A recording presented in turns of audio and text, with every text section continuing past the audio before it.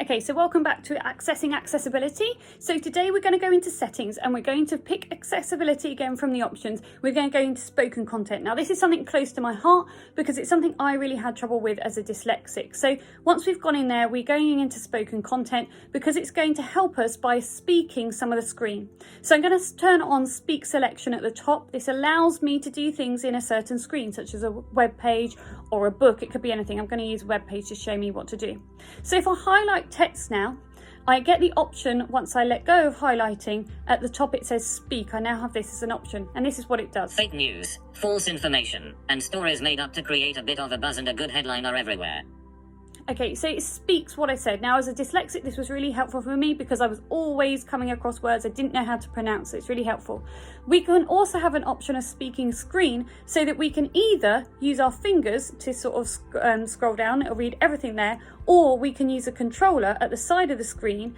We can change the voice, so we can have either a girl or a boy or an accent, so we can really personalise it to our pupils. So I'm just choosing another one. My name is Martha. So we're choosing Martha. But we can choose lots of different accents so that our pupils feel like they're included in who's speaking to them.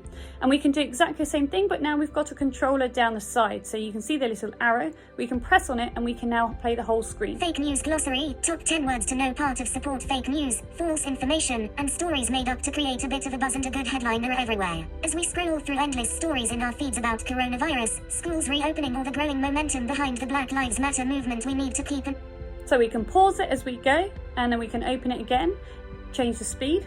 Fake news, false information, and stories made up to create a... Fortunately, there are plenty of buzzwords out there which can help us understand what can and can't be trusted, which we wanted to give the bit of ice treatment. Treatment. So here are a handy top 10 words which will come up again and again. So this is really good for pupils, but not only those with dyslexia, also having it speak through content is really useful.